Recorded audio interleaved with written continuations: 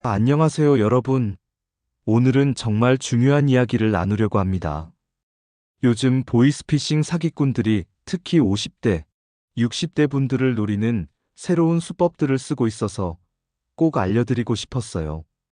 예전에는 당신 아들이 사고 났어요 라고 하는 뻔한 수법이 대부분이었는데, 이제는 정말 교묘하고 믿을만하게 접근하고 있습니다. 은행 직원, 경찰, 심지어 정부기관 직원인 척하면서 말이죠. 실제로 제 지인 어르신도 얼마 전에 은행에서 보안 점검 차 연락드렸다는 전화를 받고 위험할 뻔했거든요. 사기꾼들이 이렇게 수법을 바꾸는 이유는 여러분들이 예전 방식에 대해서는 많이 알게 되셨기 때문이에요. 그래서 이제는 더욱 정교하고 믿을 만한 방식으로 접근하고 있습니다. 심지어 여러분의 개인정보 일부를 미리 알고 있어서 아, 이 사람이 진짜구나라고 생각하게 만들기도 해요. 오늘 영상에서는 이런 새로운 사기 수법들을 어떻게 알아차리고 대처할 수 있는지, 실제로 집에서 바로 써먹을 수 있는 방법들을 알려드릴게요. 총 8가지 중요한 팁을 차례대로 소개해 드릴 테니까 끝까지 보시면 분명 도움이 되실 거예요.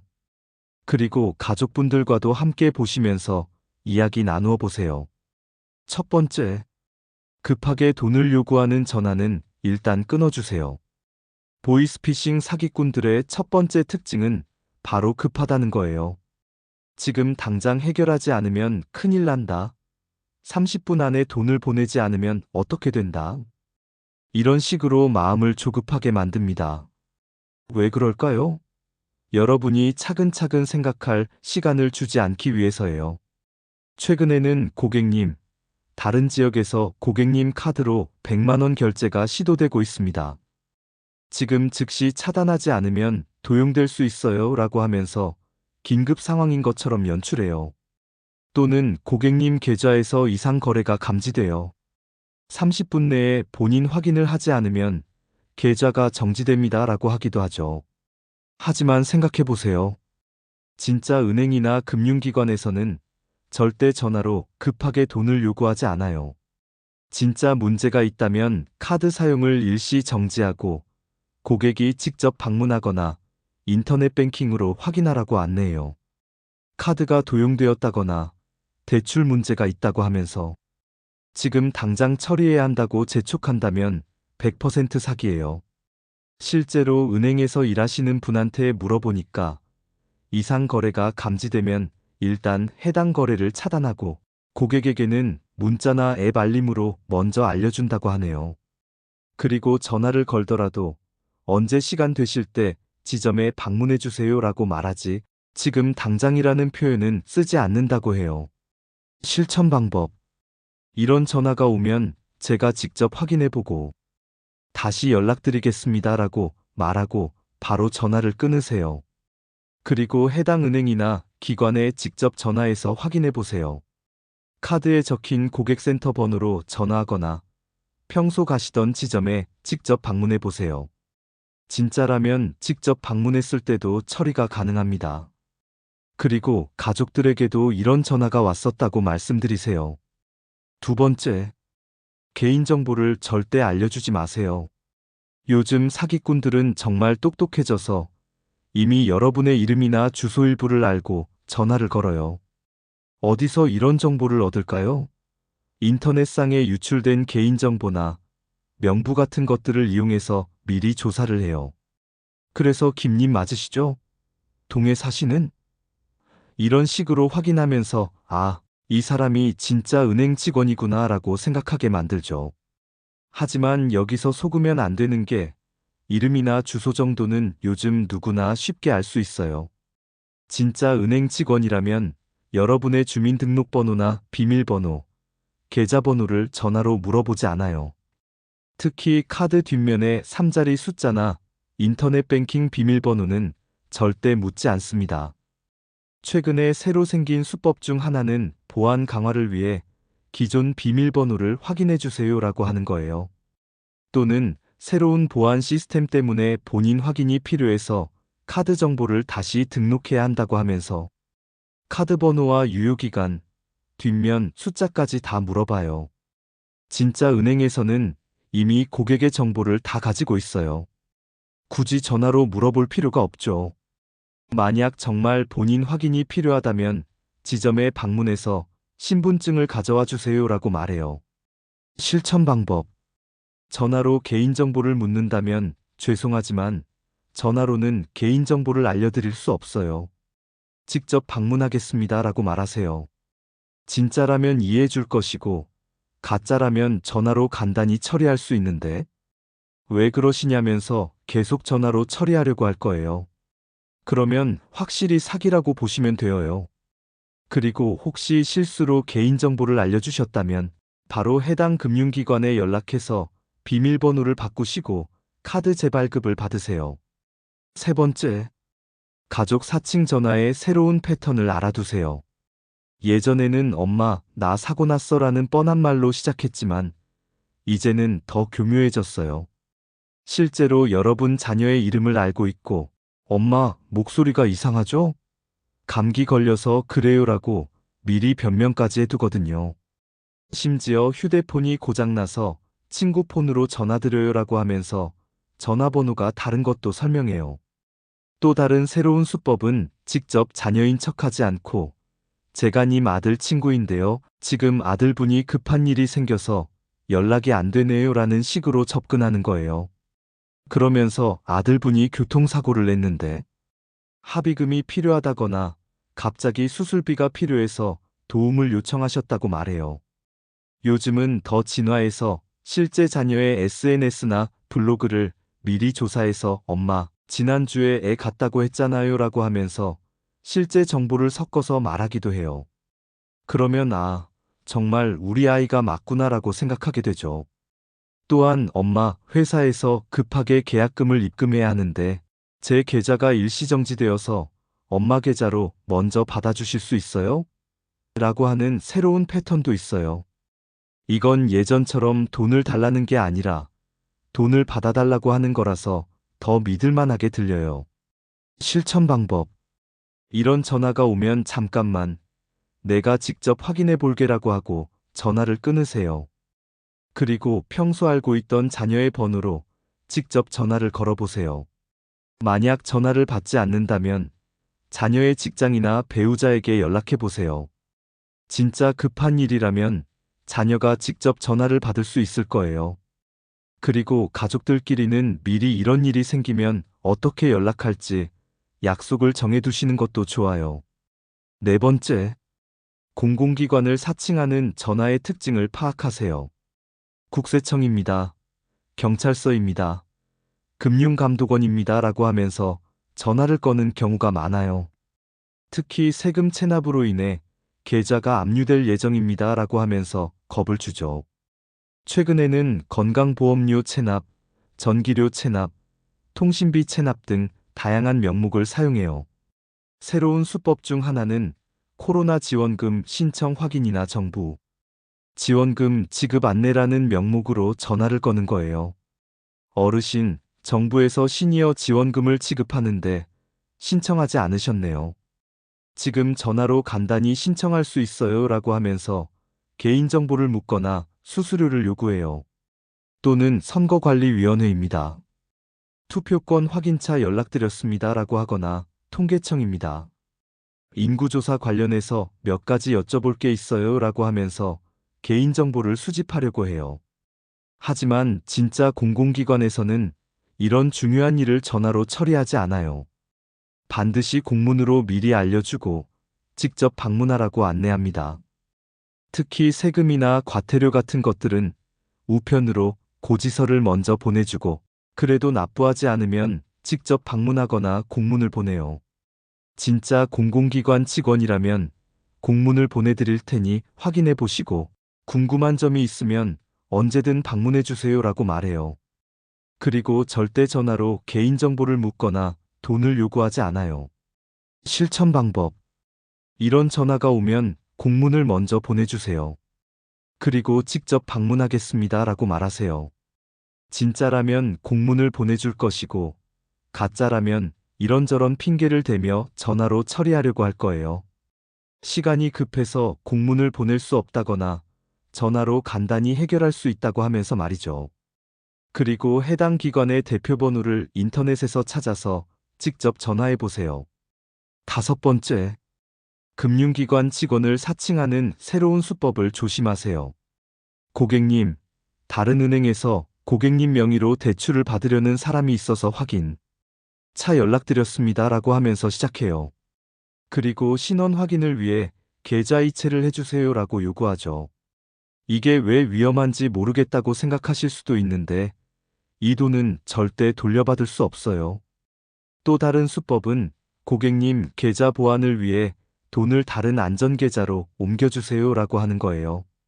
해커들이 고객님 계좌를 노리고 있어서 임시로 안전한 계좌로 돈을 이동시켜야 합니다 라고 하면서 말이죠. 최근에는 새로운 보안 시스템 설치를 위해 기존 계좌의 돈을 잠시 다른 곳으로 옮겨야 한다거나 정부 정책 변경으로 인해 계좌 통합이 필요하다는 식으로 그럴듯한 이유를 대기도 해요. 심지어 고객님이 평소 사용하지 않던 ATM에서 거래를 시도해서 보안상 문제가 있어요. 지금 ATM에 가서 화면에 나오는 대로 따라해 주세요 라고 하는 경우도 있어요. 이때 ATM 조작을 원격으로 안내하면서 결국 돈을 이체하게 만들어요. 은행에서는 절대 고객에게 돈을 다른 계좌로 옮기라고 하지 않아요. 보안 문제가 있으면 해당 계좌나 카드를 일시 정지시키고 고객이 직접 지점에 와서 새로운 계좌를 만들거나 카드를 재발급받으라고 해요. 실천 방법. 은행에서는 절대 고객에게 돈을 다른 계좌로 옮기라고 하지 않는다는 걸 꼭 기억하세요. 이런 전화가 오면 지금 바로 은행 지점에 가서 직접 확인하겠습니다 라고 말하고 전화를 끊으세요. 그리고 실제로 평소 거래하던 은행 지점에 가서 이런 전화가 왔는데 정말인가요? 라고 물어보세요. 은행 직원이 친절하게 설명해 드릴 거예요. 6번째, 휴대폰 소액 결제나 대출 관련 전화를 의심하세요. 고객님, 휴대폰 소액 결제 한도가 초과되어서 확인차 연락드렸습니다 라고 하면서 시작해요. 그리고 본인 확인을 위해 문자로 온 인증번호를 알려주세요 라고 요구합니다. 또는 미납된 소액 결제가 있어서 정리해 드리려고 합니다 라고 하기도 해요. 이 인증번호를 알려주면 여러분 명의로 온갖 소액 결제나 대출이 이루어져요. 게임 아이템, 컨텐츠 구매, 심지어 대출 신청까지 모든 게 가능해요. 그리고 나중에 청구서가 나와서야 알게 되죠. 새로운 수법으로는 정부 정책으로 인해 대출 이자가 대폭 낮아졌습니다. 기존 대출을 새로운 저금리 대출로 갈아타실 수 있어요 라고 하는 것도 있어요. 그러면서 간단한 본인 확인만 하면 바로 처리해 드릴게요 라고 하면서 인증번호를 요구해요. 또는 휴대폰 요금제 변경 혜택이 있어서 연락드렸어요 라고 하면서 기존 요금제 해지를 위해 본인 확인이 필요해요 라고 하기도 해요.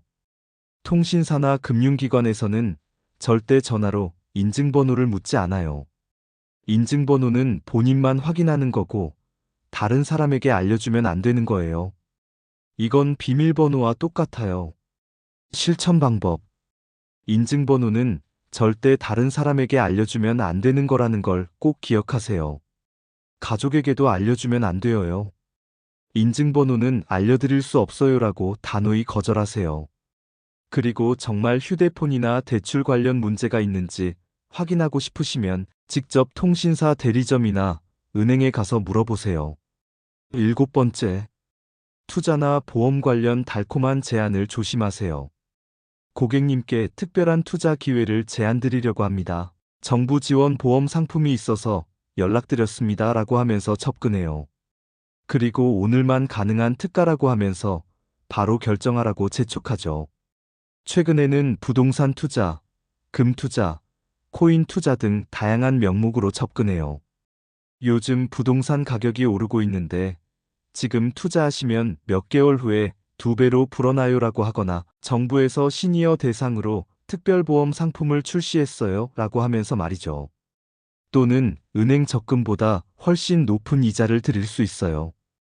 원금 보장에 월 3% 이자를 드려요라고 하는 경우도 있어요. 하지만 생각해보세요. 은행 이자가 연 3%도 안 되는 시대에 월 3%를 준다는 게 말이 되나요? 이런 사기꾼들은 처음에는 작은 금액으로 시작해요.